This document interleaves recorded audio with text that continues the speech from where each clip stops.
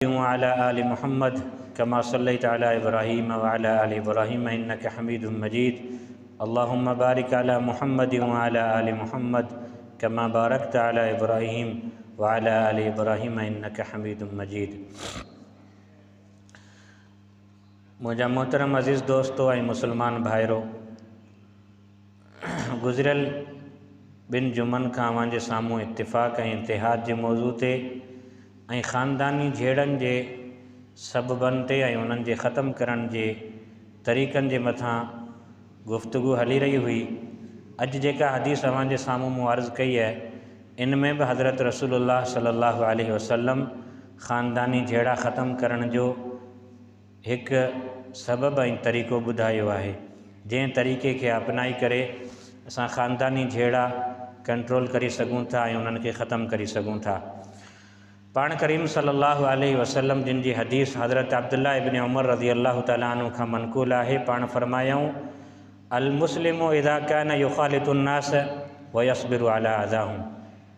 नबी सल्लल्लाहु अलैहि वसल्लम ॿिनि मुसलमाननि जी मिसाल बयानु कई आहे। हिकिड़े जे बारे में फरमायूं भलो आहे, ॿिए जे बारे में फरमायूं त भलो न आहे। मुसलमान उहो जेको मुआशरे में रहे थो, समाज में रहे थो, ख़ानदान में रहे थो, उथी वेठी करे थो, ॾेती लेती करे थो, माण्हुनि सां उन्हनि जो ताल्लुक़ ऐं वास्तो आहे, घरवारी, ॿार, रिश्तेदार, मतिलबु त हिकु माण्हू मुआशरे जे माण्हुनि सां गॾु हले पियो। उहो माण्हू नबी सल्लल्लाहु अलैहि वसल्लम फरमायो त मुआशरे जे माण्हुनि सां गॾु रही करे उन्हनि जी तकलीफ़ुनि जे मथां सब्र करण वारो माण्हू उन शख़्स खां भलो आहे जेको कंहिं कुंड में, कंहिं हुजरे में, कंहिं मस्जिद में, कंहिं मदरसे में, कंहिं तन्हाई वारी जॻह ते, कंहिं समुंड किनारे ते माण्हुनि खां अलॻि थलॻि इबादत करण वारो माण्हू, इन खां हू माण्हू भलो आहे जेको मुआशरे में रहे थो, माण्हुनि सां गॾु रहे थो। तव्हांखे ख़बर आहे असांजो दीन इस्लाम माण्हुनि सां गॾु रहण जो असांखे दर्स ॾिए थो। ईसाईयत वारे दीन में छा हो, ईसाईयत वारे मज़हब में छा हो त ईसाई अल्लाह जो क़ुर्ब हासिल करण जे लाइ, अल्लाह जी मोहब्बत हासिल करण जे लाइ, अल्लाह जी रज़ा हासिल करण जे लाइ ईसाई अलॻि थी वेंदा हुआ, माण्हुनि खां जुदा थी वेंदा हुआ, शादियूं कोन कंदा हुआ, ग़ारनि में वेही करे, गिरजा घरनि में वेही करे ऐं अलॻि थलॻि रही करे चवंदा हुआ त असीं मुआशरे खां अलॻि थी करे अल्लाह खे राज़ी कयूं। असांजे दीन इस्लाम असांखे तन्हाई में इबादत या पूरी ज़िंदगी अकेलो गुज़ारणु, पूरी ज़िंदगी कंहिं हुजरे में वेही करे इबादत करण खे पसंदि कोन कयो आहे। असांजो दीन इस्लाम मुआशरे में, ख़ानदान में, शहर में, समाज में रहण खे तरजीह ॾिए थो ऐं समाज में जिन माण्हुनि सां तुंहिंजो वास्तो थी सघे थो उन्हनि वास्तनि जा हक़ अदा करण खे ई नजात जो ज़रियो सम्झे थो। त तूं पीउ सां वास्तो आहे, माउ सां वास्तो आहे, भेण सां वास्तो आहे, घर वारनि सां, पाड़े वारनि सां, शहर वारनि जा हुकूक, मुल्क जा हुकूक, मुख़्तलिफ़ मज़हबनि सां तूं गॾु रही पियो, उन्हनि जा हुकूक अदा कंदे ई तूं नजात हासिल करे सघीं थो ऐं जन्नत हासिल करे सघीं थो। असांजो दीन माण्हुनि सां गॾु रहणु असांखे सेखारे थो। ऐं इहा हदीस जेका मूं अव्हांजे साम्हूं अर्ज़ु कई, नबी सल्लल्लाहु अलैहि वसल्लम अजीब तालीम ॾिनी आहे। तव्हां गौर कंदा त तव्हांखे हिकु अजीब दर्स मिले थो ऐं अजीब सबक़ु मिले थो।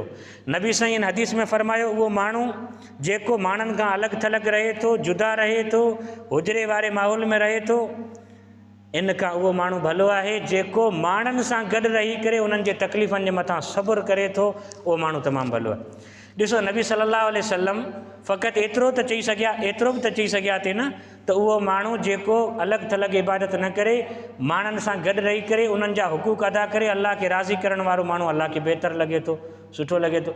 नबी सल्लल्लाहु अलैहि वसल्लम इन सां गॾु हिकु जुमिलो ॿियो बि गॾु इरशाद फरमायूं माण्हुनि सां गॾु रही करे उन्हनि जी तकलीफ़ुनि जे मथां सब्र करणु कमाल आहे, बहितर आहे उहो माण्हू जेको माण्हुनि सां गॾु रही करे उन्हनि जी तकलीफ़ुनि जे मथां सब्र करण वारो हुजे।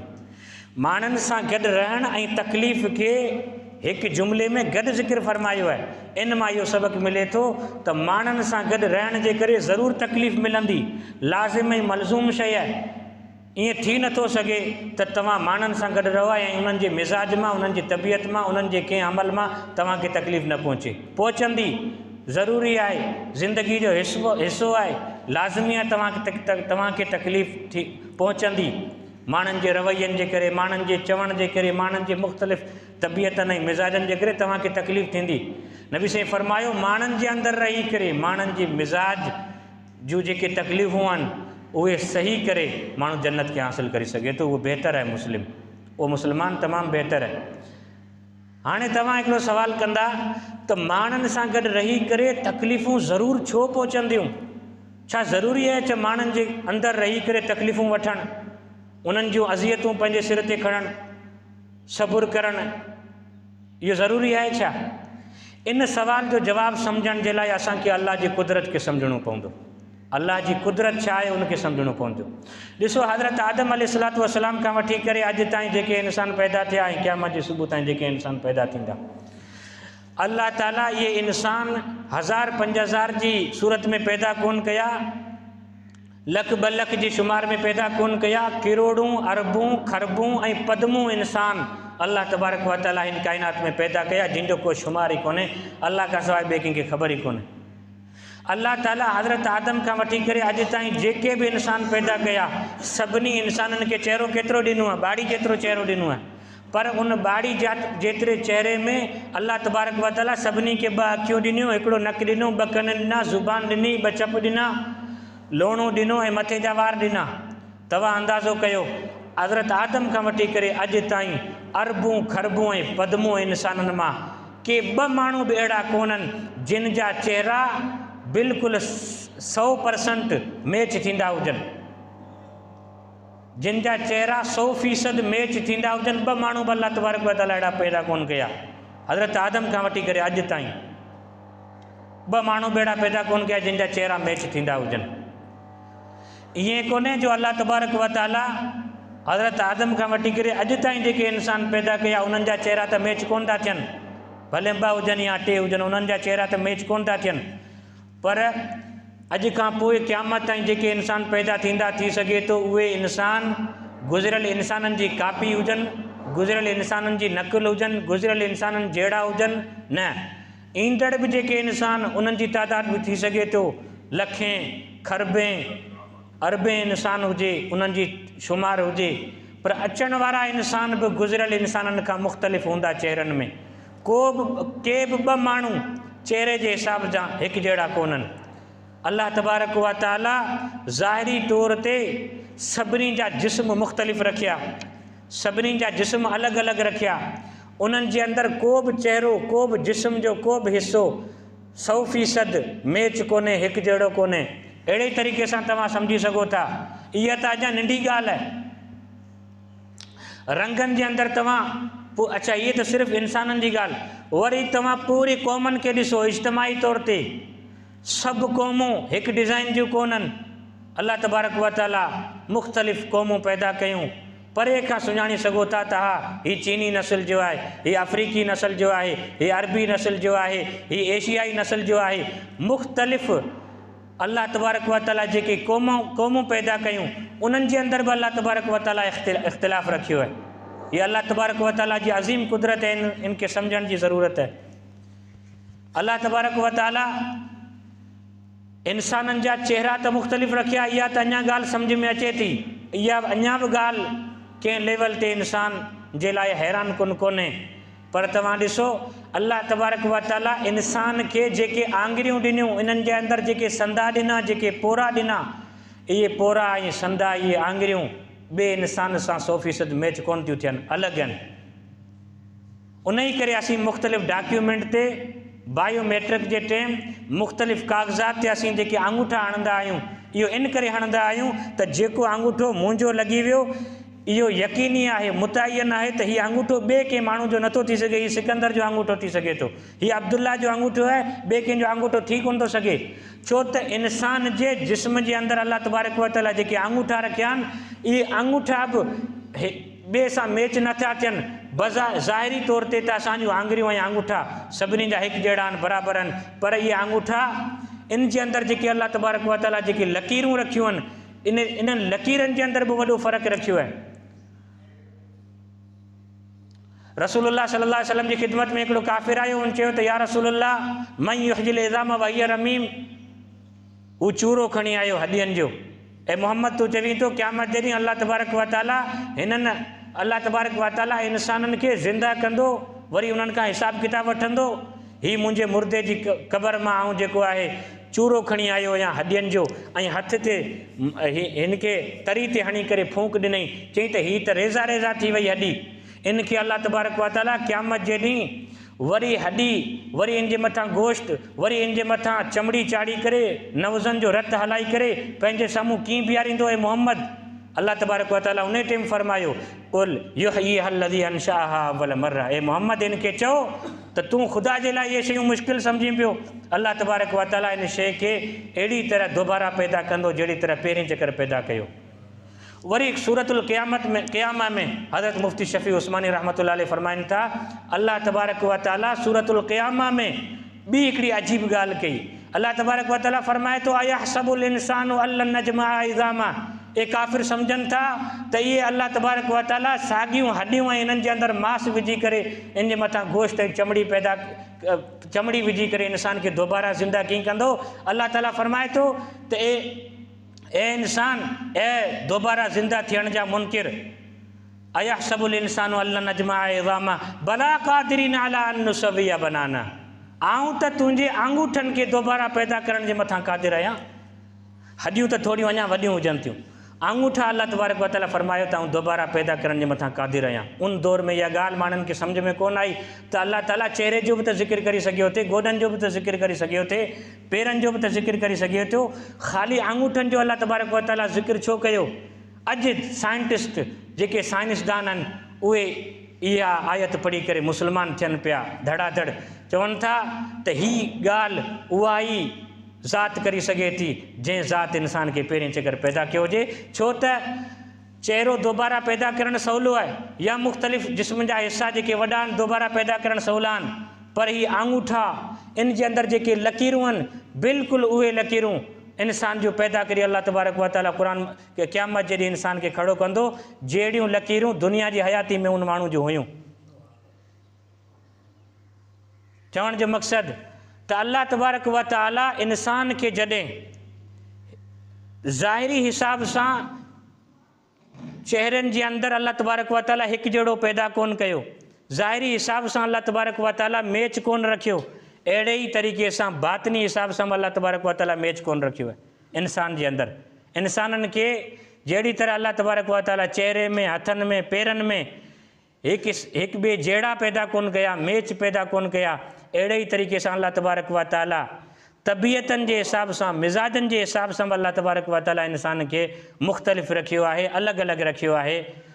ऐं इहा ई ॻाल्हि सम्झाइण चाहिए थे त जॾहिं अल्लाह तबारक व तआला हिन दुनिया जे अंदरि इंसाननि खे मुख़्तलिफ़ रखियो आहे ज़ाहिरी हिसाब सां, त तबियतनि जे हिसाब सां बि इंसान खे मुख़्तलिफ़ रखियो आहे। जॾहिं मुख़्तलिफ़ रखियो आहे त असांखे इन मुख़्तलिफ़ मिज़ाजनि जो ख़्यालु करणो पवंदो। मुख़्तलिफ़ मिज़ाजनि जो ख़्यालु कीअं करणो पवंदो? ओयो जेका ॻाल्हि आऊं कयां पियो थी सघे थो त ॿियो इतिफ़ाक़ करे या न करे, ॿिए जी ॻाल्हि सां आऊं इतिफ़ाक़ कयां न कयां, ॿिए जो मिज़ाज मुंहिंजे मिज़ाज खां मुख़्तलिफ़ हूंदो, मुंहिंजो मिज़ाज ॿिए जे मिज़ाज खां मुख़्तलिफ़ हूंदो। मिज़ाजनि जे इख़्तिलाफ़ जे करे, तबियतनि जे इख़्तिलाफ़ जे करे नाराज़गियूं पैदा थियनि थियूं, ऐं इहे नाराज़गियूं थींदियूं ऐं ज़रूरी आहिनि। जहिड़ी तरह इंसान हिकु जहिड़ा सभु कोन आहिनि चहिरे जे हिसाब सां, अहिड़े तरीक़े सां तबियतूं बि हिकु जहिड़ियूं कोन आहिनि। जॾहिं तबियतूं हिकु जहिड़ियूं कोन आहिनि त पोइ असांखे ॿियनि जी तबियतनि जो बि ख़्यालु करणो पवंदो। इख़्तिलाफ़ फितननि ऐं फ़सादनि जो बुनियादु तॾहिं थिए थो जॾहिं असां इहा शइ नथा सम्झूं। असीं चाहियूं था त ॿियो माण्हू उहा ॻाल्हि करे जेका आऊं चाहियां थो, ॿिए जी तबियत अहिड़ी हुजे जहिड़ी मुंहिंजी आहे, ॿिए जो मिज़ाज अहिड़ो हुजे जहिड़ो मुंहिंजो हुजे, ईअं नथो थी सघे। ऐं अल्लाह तबारक व तआला दुनिया जी कंहिं ख़ासि क़ौम जे अंदरि इहो फ़र्क़ु कोन रखियो आहे तबियत ऐं मिज़ाज जो, कंहिं ख़ासि तबिके जे अंदरि तबियत ऐं मिज़ाज जो फ़र्क़ु कोन रखियो आहे। हज़रत आदम खां वठी क़यामत जे सुबुह ताईं हर इंसान जी तबियत में अल्लाह तबारक व तआला फ़र्क़ु रखियो आहे, चाहे उहो उहा तबियत नबियनि जी छो न हुजे, सहाबा जी छो न हुजे, अज़वाज मुतहरात जी छो न हुजे, आम इंसाननि जी छो न हुजे, तबियतूं मुख़्तलिफ़ आहिनि। मुख़्तलिफ़ तबियतनि जे करे, मुख़्तलिफ़ मिज़ाजनि जे करे नाराज़गियूं पैदा थियणु ज़रूरी आहिनि, नागुज़ीर आहिनि। नाराज़गियूं पैदा थियणु हिकु तबई शइ आहे। ईअं थी नथो सघे त तबियतूं मुख़्तलिफ़ हुजनि ऐं के नाख़ुशगवारी ना ऐं अहिड़े तरीक़े सां नाराज़गी ऐं नाचाकी पैदा न थिए। थींदियूं नबियनि जे घरनि जे अंदरि थियूं आहिनि, सहाबा जे घरनि जे अंदरि थियूं आहिनि, त पोइ असीं कहिड़ी शयूं? असांजे घरनि जे अंदरि इहे नाचाकियूं, तबियतनि जे अंदरि इख़्तिलाफ़, नाराज़गियूं पैदा थी सघनि थियूं। छो त जेको माण्हू ॿिए पासे आहे उनजी तबियत मुंहिंजी तबियत सां मैच नथी थिए, मुंहिंजी तबियत उनजी तबियत सां मैच नथी थिए। उन करे उनजी तबियत सां नाराज़गी ऐं ना इत्तिफ़ाक़ी ऐं नाचाकी ज़रूरी आहे। पर असांखे करिणो छा आहे, उहा असां अॻिते हली करे ॿुधायां थो। तव्हां मिसाल जे तौर ते ॾिसो, सहाबा हिन दुनिया जे अंदरि नबियनि खां पोइ जेके पाकबाज़ हस्तियूं आहिनि, उलुल अज़म हस्तियूं आहिनि, उहे सहाबा जूं हस्तियूं आहिनि। उन्हनि सहाबा जा मिज़ाज बि हिक ॿिए खां मुख़्तलिफ़ हुआ। सहाबा जा मिज़ाज बि हिक ॿिए सां मैच कोन थींदा हुआ ऐं उन्हनि जे अंदरि बि कॾहिं नाचाकी ऐं ना इत्तिफ़ाक़ी पैदा थी वेंदी हुई।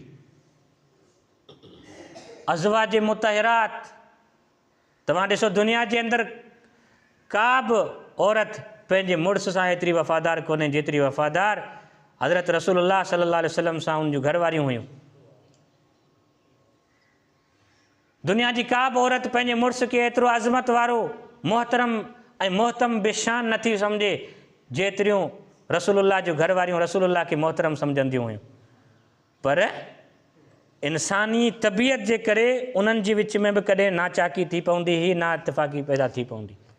कॾहिं नबी साईं खां घरवारियुनि खे ऐं कॾहिं घरवारियुनि खां नबी साईं खे।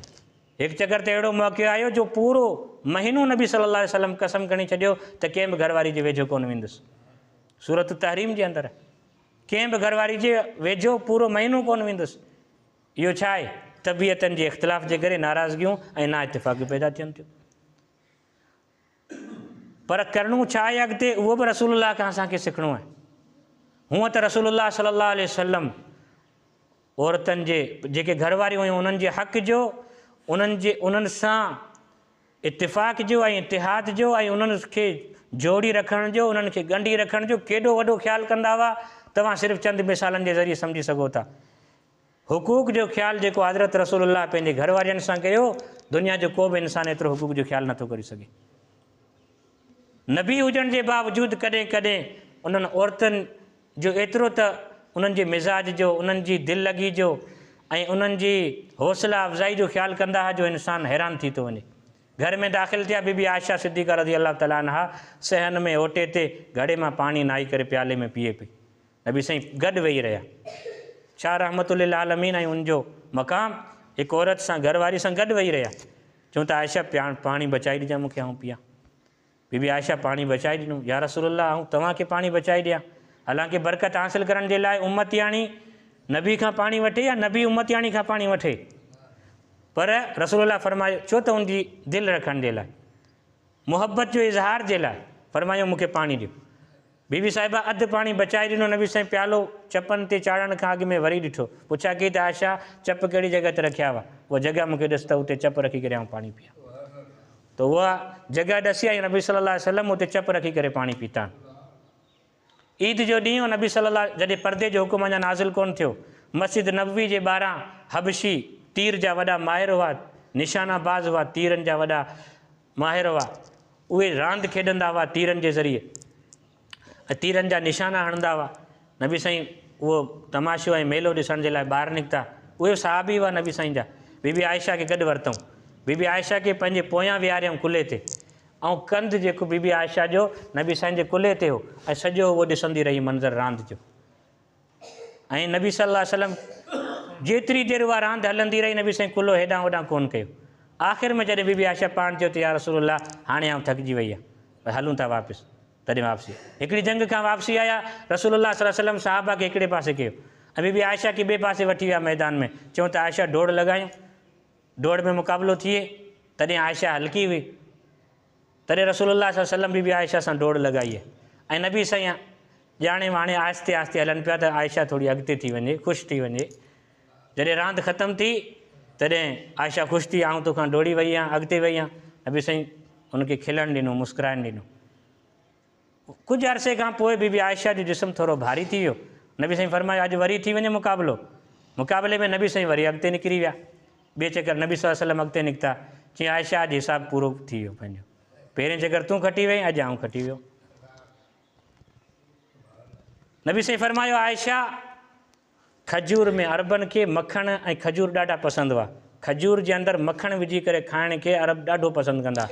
आयशा कंहिं माण्हू खे खजूर ऐं मखण एतिरो पसंदि कोन्हे जेतिरी तूं मूंखे पसंदि आई। नबी साईं खे वरी आयशा जवाबु ॾिनो त या रसूलल्लाह कंहिं माण्हू खे माखी सां गॾु एतिरो मखण पसंदि कोन्हे जेतिरो तूं मूंखे पसंदि आई। नबी साईं 9 औरतुनि जो वाक़ियो ॿुधायो बीबी आयशा खे। खूह ते पाणी भरणु वियूं ऐं पाण में बेहिजाब कचारी कनि पियूं पंहिंजे मुड़ुसनि जे बारे में, ऐं हिक ॿिए खे चवनि पियूं त अॼु पंहिंजे मुड़ुसनि जा राज़ ॿुधायो। राज़ जो मतिलबु त इहो ॿुधायो त तुंहिंजो मुड़ुसु केतिरो ख़्यालु कंदो आहे, तुंहिंजा हक़ केतिरा अदा कंदो आहे। सभिनी औरतुनि पंहिंजा किसा ॿुधाया, बनी इसराइल जूं औरतूं हुयूं। आख़िर में उम्मे ज़रा नालो हिकु औरत हुई, उन चयो त मुंहिंजो मुड़ुसु अबू ज़ुरा मुंहिंजो एतिरो ख़्यालु कंदो आहे जो मूंखे सोन सां तोरी करे रखियईं, एतिरा मुंहिंजा हक़ अदा कंदो आहे। नबी साईं फरमायो जेतिरो अबू ज़ुरा उम्मे ज़रा जो ख़्यालु नथो करे जेतिरो आऊं तुंहिंजो ख़्यालु कंदो आहियां। हीअ छा मुहबतनि जा इज़हार हुआ, घर खे हलाइण जो हिकु सलीक़ो ऐं तरीक़ो। इहो पैगाम ॾिनऊं कॾहिं कॾहिं औरत खे खटण जे लाइ पाण खे हाराइणो पवे त हारिजी वञे, इहो पैगाम ॾिनऊं आहे। पर एतिरे हुक़ूक़ जे ख़्याल जे बावजूद बि नबी सल्लल्लाहु अलैहि वसल्लम जे साम्हूं औरतुनि जी ॻाल्हियुनि मां कॾहिं कॾहिं एॾी नाख़ुशगवारी पैदा थींदी हुई जो कसम खणणो पवंदो त पूरो महीनो आउं घर कोन ईंदुसि। ऐं कॾहिं कॾहिं औरतुनि खे बि नबी साईं खां कॾहिं शिकायतूं थी पवंदियूं। इस्लामी अहकामनि में न, मुड़ुसु ऐं घरवारी हुजण जे हिसाब सां। नबी साईं फरमायो आयशा आउं सम्झी वेंदो आहियां त तूं अॼु नाराज़ आहीं या ख़ुशि आहीं। चई रसूलल्लाह कीअं सम्झी वेंदो आहीं? चई त आयशा जॾहिं तूं नाराज़ हूंदी आहीं न तॾहिं कसम खणंदी आहीं हज़रत इब्राहिम जे अलाह जो, वरब इब्राहिम, कसम आहे इब्राहिम जे रब जो। ऐं जॾहिं मूंखां ख़ुशि हूंदी आहीं तॾहिं चवंदी आहीं वरब मुहम्मद, मुहम्मद जे रब जो कसम। आयशा फरमायो या रसूलल्लाह हीअ त नाज़ आहिनि, तव्हांजो नालो ज़ुबान तां त छॾंदी आहियां पर दिलि मां कढियो कोन। त इहो छा आहे? तबियतनि जे अंदरि इख़्तिलाफ़, नाराज़गियूं ऐं नाचाकियूं कॾहिं कॾहिं नबियनि जे घरनि में जे अंदरि बि थी सघनि थियूं। पर इन किसे खे ख़तमु कीअं करिणो आहे इन खे सम्झण जी कोई ज़रूरत आहे। हज़रत अबू बकर सिद्दीक़ ऐं हज़रत उमर फारूक रज़ी अल्लाह तआला अन्हु केरु आहिनि? हिन उम्मत खां पोइ सहाबा, ऐं सहाबा में बि नबियनि खां पोइ जिन जो मक़ाम आहे उलुल आज़म सहाबी हज़रत अबू बकर ऐं उमर। नबी साईं सां गॾु छां वांगुरु हलंदा। नबी साईं खे जॾहिं मशवरे जी ज़रूरत पवंदी नालो खणंदा अबू बकर ऐं उमर किथे आहिनि? तव्हां हदीसनि जा किताब खोलो, रुगो इहो लिखियलु हूंदो ज़हब अबू बकर, ख़रज अबू बकर, जा अबू बकर उहा उमर, ख़रज अबू बकर उहा उमर, अबू बकर ऐं उमर आया, अबू बकर ऐं उमर विया, अबू बकर ऐं उमर हीअं चयो, सभिनी जा नाला गॾु गॾु आहिनि। अज़ीम शख़्सियतूं, इन्हनि जी मुहबत जो अंदाज़ो तव्हां इन ॻाल्हि मां लॻाए सघो था त कॾहिं कॾहिं हुज में हिक ॿिए खां नेकियूं घुरंदा हुआ। हज़रत उमर फरमायो अबू बकर हिकिड़ी ॻाल्हि चवां मञंदे? चई हा। चई उहे नेकियूं मूंखे ॾे जेके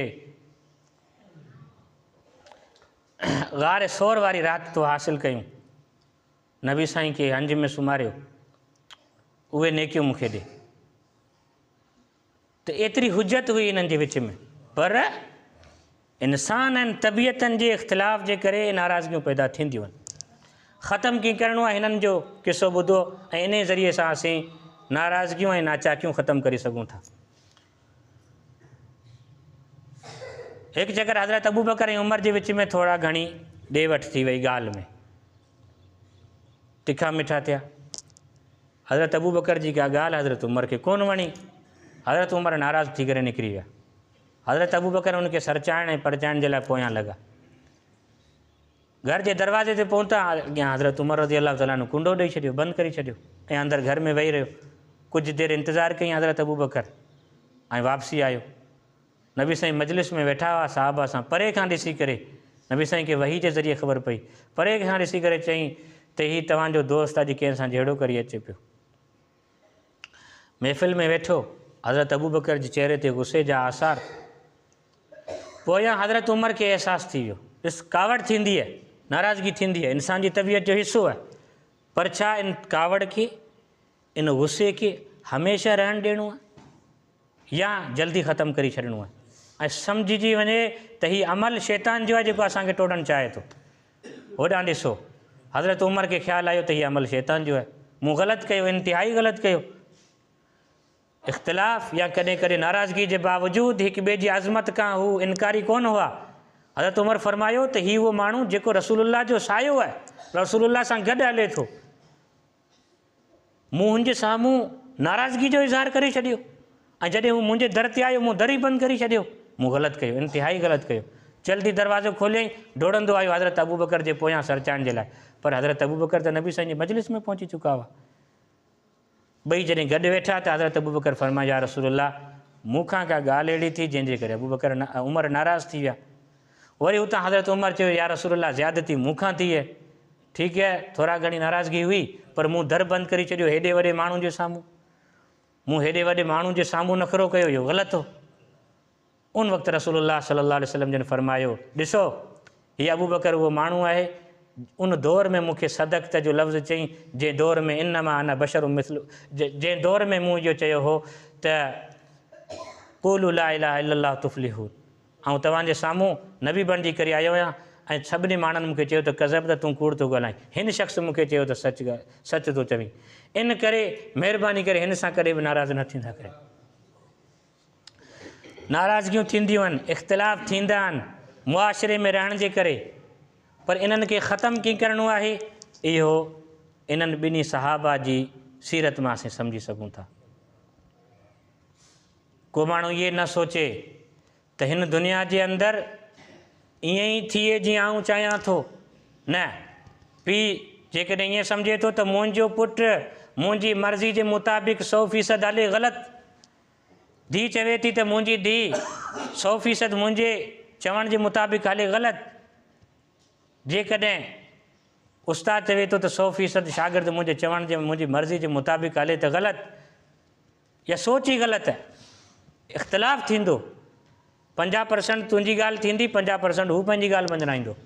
उन करे असांखे रसूलुल्लाह सल्लल्लाहु अलैहि वसल्लम जी इन मुबारक हदीस मां इहो दर्स मिले थो त नाराज़गियूं, नाचाकियूं ऐं ना इत्तिफ़ाक़ियूं कॾहिं कॾहिं इंसाननि में पैदा थी वञनि थियूं, मुआशिरे जे अंदरि, ख़ानदान में, समाज में रहण जे करे, पर इन खे अॻिते मुस्तक़िल तौर ताईं नाचाकी ताईं वठी न वञिजे, नफ़रत ताईं वठी न वञिजे, शैतान खे ख़ुशि करण जी नौबत ताईं वठी न वञिजे। जेका मूं हदीस अव्हांजे साम्हूं बयानु कई, उनजो ख़ुलासो अव्हांजे साम्हूं अर्ज़ु कयां थो। नबी सल्लल्लाहु अलैहि वसल्लम जन फरमायो त उहो मुस्लमान जेको अलॻि थलॻि इबादत करे थो, उजरे में वेही करे ईसाइनि वांगुरु अलाह खे राज़ी करणु चाहे थो, इन खां उहो मुस्लमान भलो आहे जेको मुआशिरे में माण्हुनि सां गॾु रहे थो ऐं उन्हनि जी तकलीफ़ुनि जे मथां सब्र करे थो।